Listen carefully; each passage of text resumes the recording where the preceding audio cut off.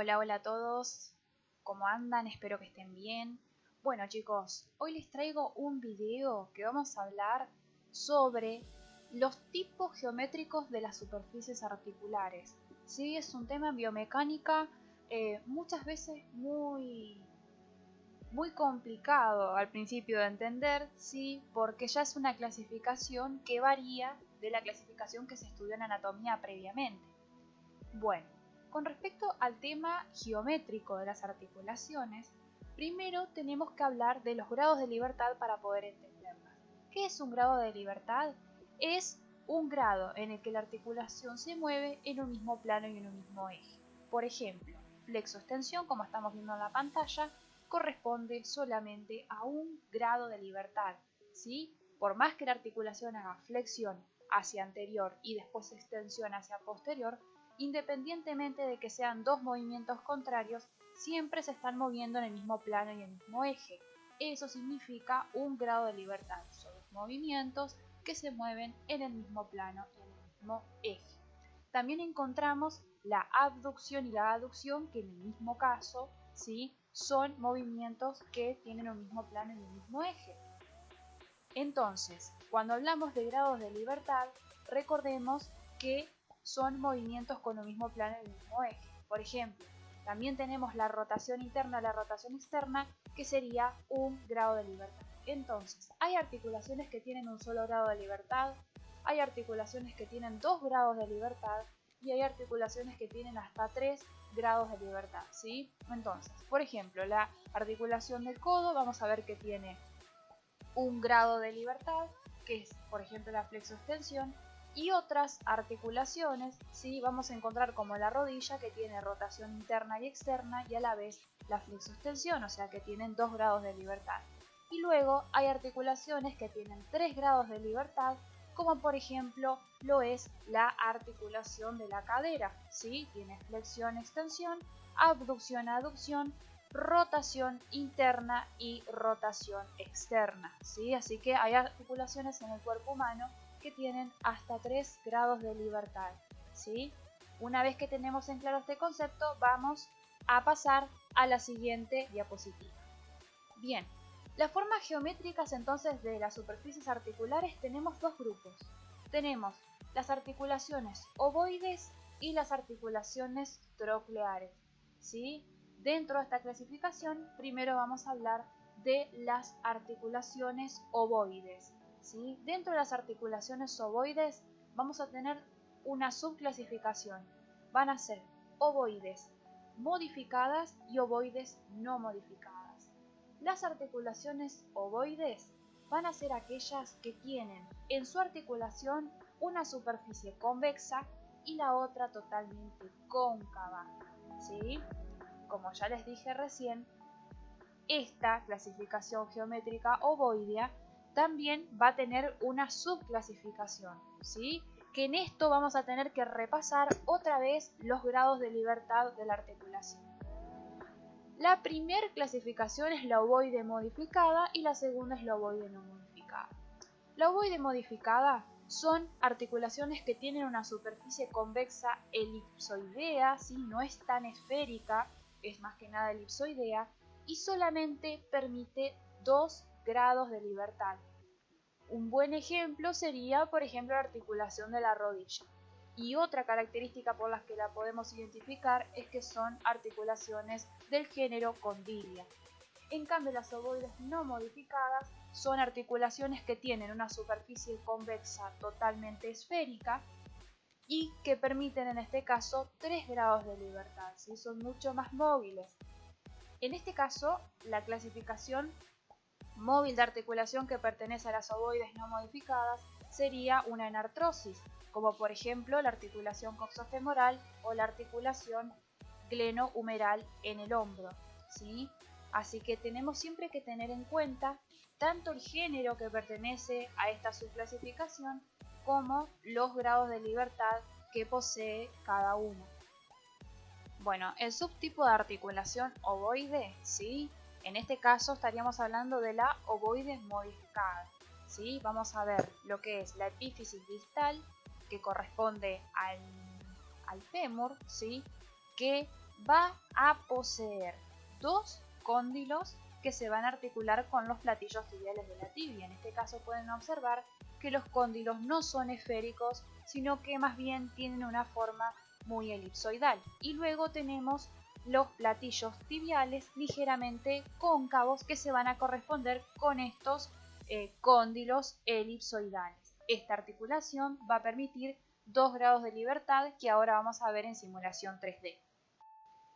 El primer grado de libertad de la articulación de la rodilla va a corresponder a la flexión y a la extensión. Acá en simulación 3D podemos ver una flexión y luego una extensión. Si bien la articulación de la rodilla también está formada por la tróclea, ¿sí? En este caso vamos a considerar más que nada el movimiento que se da en la parte bicondílea del fémur con los platillos tibiales de la tibia. Así se considera una articulación ovoide modificada.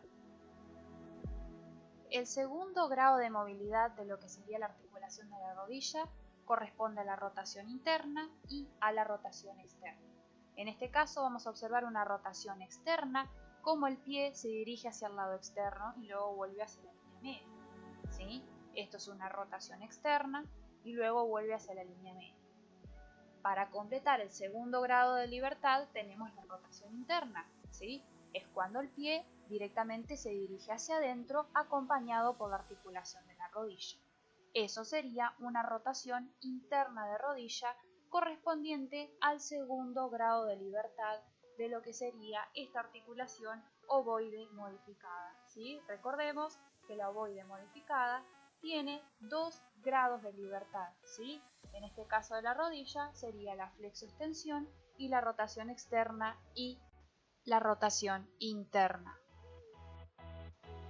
Bueno chicos, en la segunda subclasificación de las ovoides vamos a encontrar las ovoides no modificadas, que a diferencia de la modificada, esta vez vamos a tener 3 grados de libertad y en el caso del género articular van a corresponder a las articulaciones en artrosis, es decir, articulaciones que tienen una superficie convexa muy parecida a una esfera, ¿sí? Son esferoideas.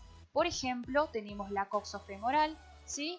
Que el fémur en su epífisis proximal presenta una cabeza y el hueso coxal la ceja cotiloidea con su trasfondo cotiloideo para articularse específicamente con la cabeza del fémur. ¿Sí? Así que las articulaciones de tipo anartrosis pertenecen a las ovoides no modificadas. También es así el caso del glenohumeral del hombro. Bien, pero primero vamos a empezar a ver un ejemplo más que nada con la coxofemoral. El primer grado de libertad que vamos a encontrar es la flexión y la extensión. ¿Sí? Recuerden que la flexión y la extensión se mueven siempre en un mismo plano y en un mismo eje. Por eso corresponde al primer grado de libertad de lo que sería la articulación coxofemoral. ¿Sí? Acá entonces ya contamos un grado de libertad. El siguiente grado de libertad va a corresponder a la abducción y la aducción. La abducción y aducción, recordemos que también se mueven en un mismo plano y en un mismo eje. Así que este segundo movimiento corresponde al segundo grado de libertad de la articulación en artrosis coxofemoral o articulación de la cadera, ¿sí? Así que ya vamos con el segundo grado de libertad.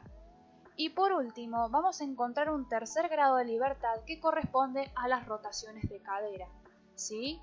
En esta imagen, en este video, vamos a ver una rotación externa, ¿sí? Y una rotación interna de la cadera.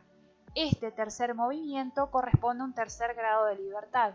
Vuelvo a repetir para que quede clara la idea, este es el tercer grado de movilidad que tiene la articulación en artrosis de la cadera.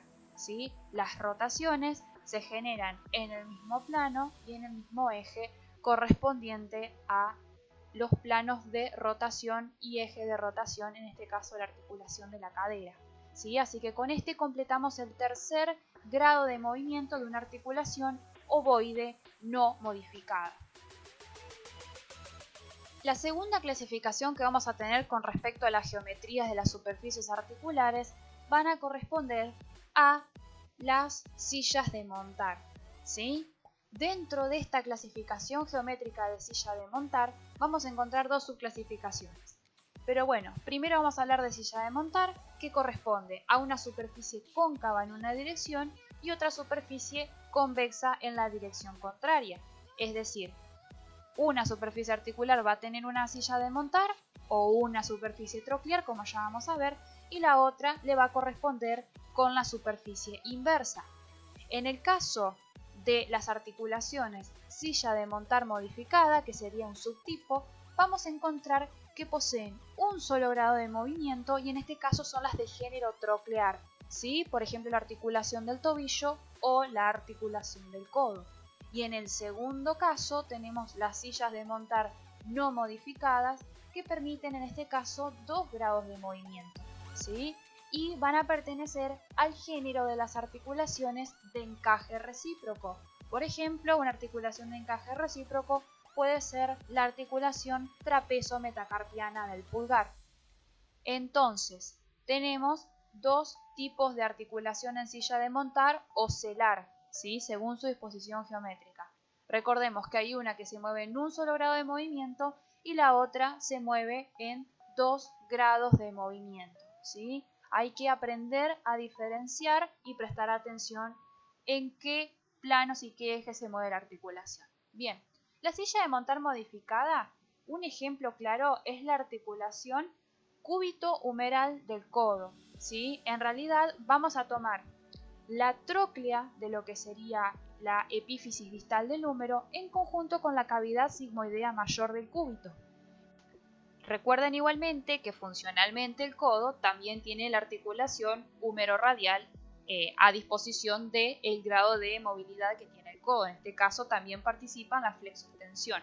Como vemos acá en simulación 3D, el codo solamente realiza flexión y extensión. Por ende, si se mueven en el mismo plano con el mismo eje, estamos hablando de una articulación que solamente realiza un grado de libertad, ¿sí? Entonces, las articulaciones en silla de montar modificadas solamente se mueven en un plano y en un eje del movimiento.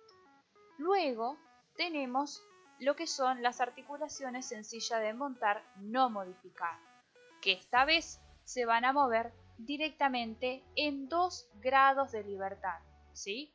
Las articulaciones de tipo silla a montar no modificada son articulaciones que pertenecen al género encaje recíproco.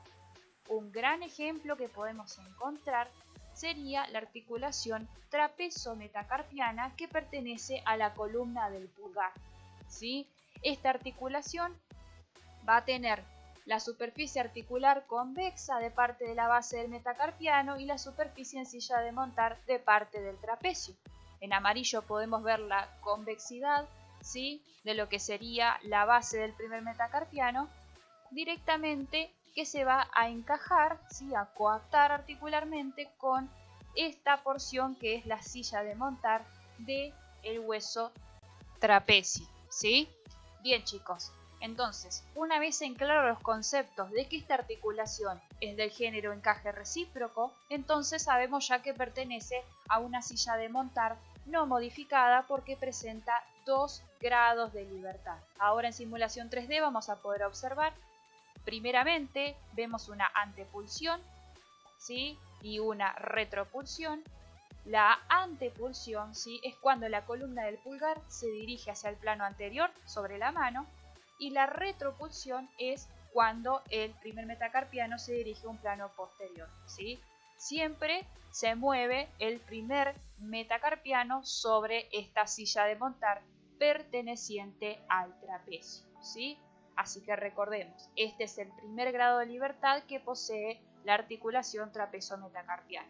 Si bien bibliografías sostienen de que esta articulación posee un eje de Cardan, ¿sí?, y combina no solo movimientos de antepulsión y retropulsión, sino varios movimientos del pulgar, ¿sí?, se consideran como los 2 grados de libertad principal de esta articulación la antepulsión, la retropulsión, y luego vamos a poder observar directamente la flexoextensión. En este último video de simulación 3D, ¿sí?, estamos observando directamente la flexión y lo que sería la extensión de la articulación trapezo-metacarpiana, ¿sí? Fíjense cómo se mueve el primer metacarpiano, señalado en celeste, sobre lo que sería el trapecio, su silla de montar. Así que esta articulación tiene 2 grados de libertad, la antepulsión, la retropulsión y luego la flexoextensión. Bueno chicos, todo esto, esta información que les di, la saqué de un artículo científico de Freitas, ¿sí? Del 2012 que se llama Cinemática Articular. Así que bueno, cualquiera que esté más interesado en el tema y quiera saber un poquito más de las clasificaciones articulares, geométricas, un poquitito más de información, lo pueden encontrar en este artículo, ¿sí? Es del año 2012, así que lo googlean, está en Google, tranquilamente pueden entrar y fijarse. Bueno chicos, muchas gracias. Si llegaron hasta acá es porque realmente estaban interesados en el tema. Cualquier duda o consulta que posean sobre biomecánica me mandan un mail o directamente me pueden encontrar en mi Instagram Te Ayudo Kinesio, en el cual siempre hago sorteos, hago encuestas, etcétera, para que no sea aburrida la página, ¿sí? Bueno chicos, muchas gracias a todos, nos vemos en el próximo video y por favor sigan estudiando y sigan curioseando como siempre. Adiósito.